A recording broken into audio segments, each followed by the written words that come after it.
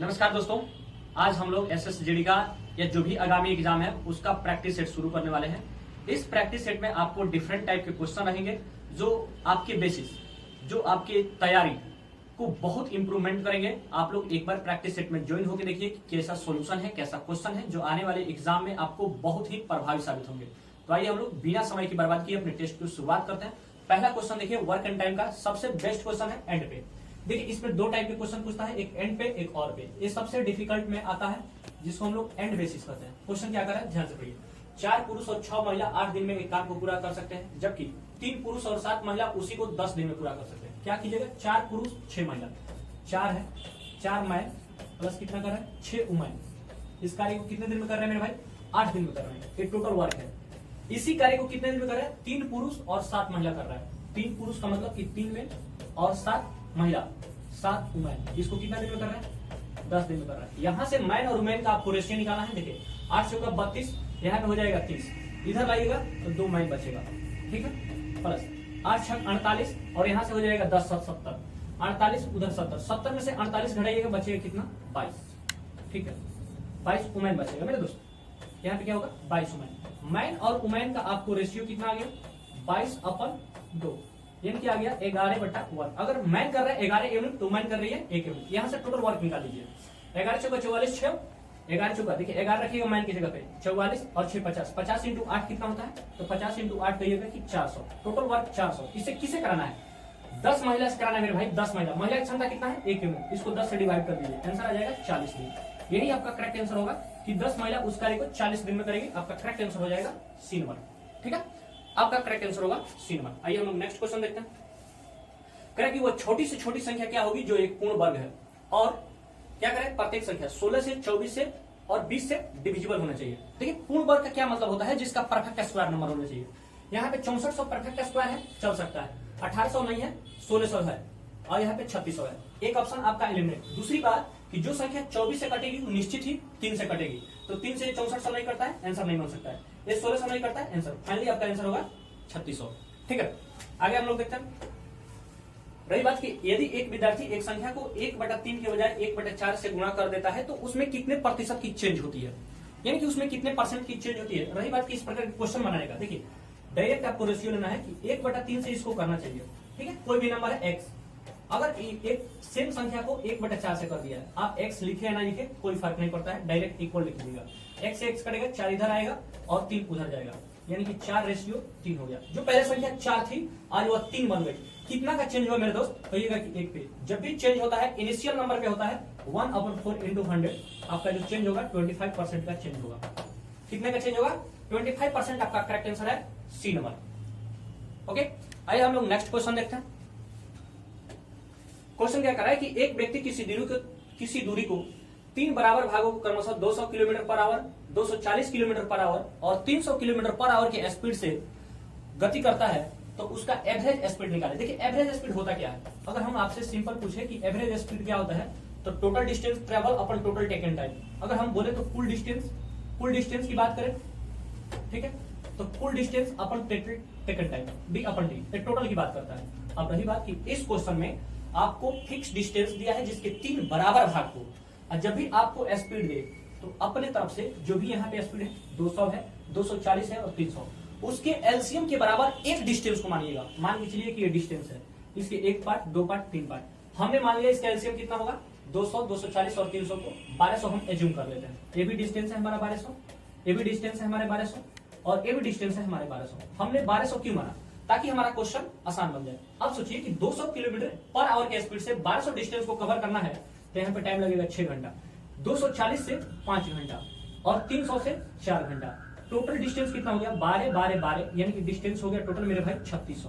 Okay, आपको time कितना लगा 6 5 11 4 15 और टाइम लगा। अगर इसका स्पीड की हम लोग बात कर रहे हैं तो 15 दूना 30 और इधर जाएगा 6, 15 चौका 60 होता है। 240 किलोमीटर पर आवर आपका स्पीड होगा, ठीक है।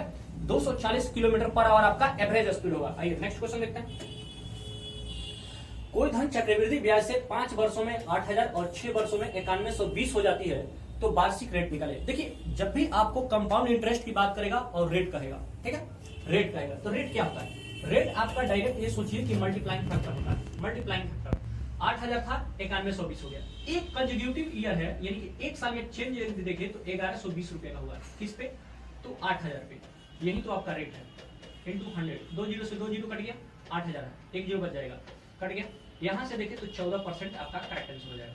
दूसरी बात हम लोग सोचे, एक नोट करके पॉइंट लिखिएगा कि कंपाउंड इंटरेस्ट में अमाउंट हो, चाहे A2 चाहे A3 या CI, फर्स्ट ईयर का, सेकेंड ईयर का, थर्ड ईयर का या फोर्थ ईयर का, ये सब के सब एपी का फॉर्म, सॉरी जीपी का फॉर्म करते हैं, ज्योमेट्रिक प्रोग्रेशन। और ये जो ज्योमेट्रिक प्रोग्रेशन, इसका क्या होता है, जब भी मल्टीप्लाइंग फैक्टर इसका कॉमन रेशियो होता है, कॉमन रेशियो, तो यही आपका रेट को डिफाइन करता है। ओके, ये 8,000 से 9120 हुआ है, 1120 रुपए का चेंज आया है उसके अमाउंट पे, तो 1120 अपन 8,000 इंटू 100 आपका 14% करेक्ट आंसर होगा, जो कि आपके ऑप्शन सी हो रहा है।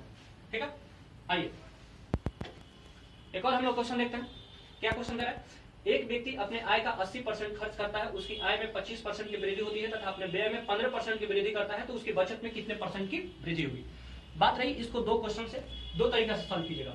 अगर हम बोले फर्स्ट वे मेरे भाई, यहाँ पे जो इनकम होता है एक्सपेंडिचर प्लस सेविंग के बराबर होता है। अगर वह 100 रुपया कमा रहा था तो 80 रुपया खर्च कर रहा था, तो सेविंग कितना करता होगा, 20 रुपया। ओके, उसकी आय में 25% का वृद्धि, इसमें जो 25% का वृद्धि हो गया, तो आज उसका आय कितना हो गया, 125%। ओके, जबकि उसके व्यय में 15% का वृद्धि हो गया।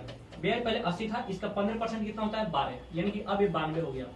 तो जब 125 कमा रहा है, 92 खर्च कर रहा है, तो बचाता कितना होगा, तो कहिएगा कि 8 और 15 33 की बचत करता होगा। पहले बचा रहा था 20, आज ये 33 बचा रहा है, कितना अधिक बचा रहा है, तो कहिएगा कि 13। ये 13 कितना, अगर हम बोले ये 13, तो बचाता कितना होगा, तो कहिएगा कि 8 और 15 33 की बचत करता होगा। पहले बचा रहा था 20, आज ये 33 बचा रहा है, कितना अधिक बचा रहा है, तो कहिएगा कि 13। ये 13 कितना, अगर हम बोले ये 13 किस पे बचा रहा है, हमेशा इनिशियल पे, पहले 20 पे, 13 इंटू 20 इंटू 100। ओके, तो ये जो आपका हो जाएगा आंसर, ये 20 55 13 55 65, यानी कि 65% का चेंज होगा। 65% आपका करेक्ट आंसर होगा, डी नंबर। दूसरी बात रही कि जब भी इस प्रकार के क्वेश्चन आए कि एक में 80% का चेंज है, सॉरी उसके आय में कितने का 25% का चेंज है, और उसके व्यय में 15% का चेंज है, और उसकी बचत में क्या होगा, डायरेक्टली यदि देखिए हम लोग, इनकम क्या होता है, एक्सपेंडिचर प्लस सेविंग होता है। इस दोनों का इंपैक्ट इस पे पड़ना चाहिए। अगर बोले कि 80% खर्च करता है, तो हम देखेंगे कि ये 80 होगा, तो मेरे दोस्त ये कितना होगा, 20। अगर हम इसके रेशियो की बात करते हैं तो 4:1 होगा। अगर इसमें कितना का 15% का चेंज करता है, इसमें नहीं दिया है। ओवरऑल हमको मालूम है कि ओवरऑल कितना चेंज कर रहा है, ओवरऑल इसमें 25% की चेंज कर रहा है, 25% की चेंज। क्या हम लोग ऐसे सोच सकते हैं कि 4 1 5, इस 5 पे 25% का चेंज है, तो ओवरऑल कितना हो गया, 125%। जबकि यहां से हमको मिल रहा है 15 चौका 60%। बैलेंस होना चाहिए। यहाँ पे कितना कर दे कि दोनों मिलके 125 हो जाना चाहिए, तो हम मान लेते हैं x, यहाँ पे x होगा।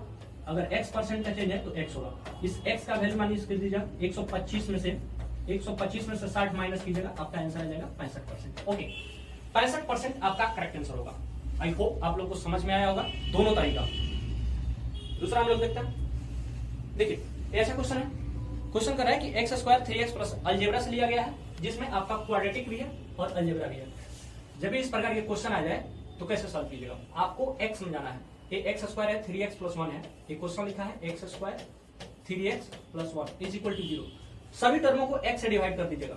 जैसे x से डिवाइड कीजिएगा, आपको क्या मिल जाएगा, यहाँ से x प्लस यहाँ से 1/x। ये तो बनेगा 3 जाके उधर माइनस में हो जाएगा, तो होगा कितना 3।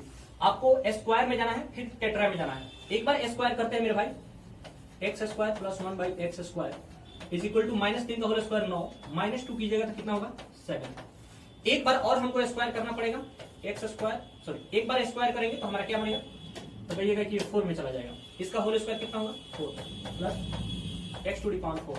इसका होल स्क्वायर कितना होता है 49 में से 2 घटा दीजिए, आपका करेक्ट आंसर होगा 47 आपका करेक्ट आंसर होगा। एक बात जानिए मेरे भाई कि जब भी आपसे क्वेश्चन में इसका वैल्यू p दिया है और आपसे स्क्वायर पूछ रहा है, तो p² -2 हो जाता है। अगर इसका भी पूछे, ठीक है ना, x to the power 4 plus 1/x to the power 4, तो इसका स्क्वायर जो भी आपका नंबर आया है इसमें से होल स्क्वायर -2 कीजिएगा। ऐसा क्यों, क्योंकि 2ab x और 1/x कट जाता है, तो वही आपका जाके 1 बना देता है, इसलिए हम लोग 2 माइनस करते हैं। ठीक है, तो आज हम लोग इतना ही क्वेश्चन रखते हैं, क्वेश्चन हम लोग इंक्रीज करते हैं। मिलेंगे अगली वीडियो में, तब तक के लिए बाय बाय। यदि आपको सोल्यूशन अच्छा लगा हो तो वीडियो में अपना कमेंट, अपना रेस्पॉन्स जरूर भेजिएगा।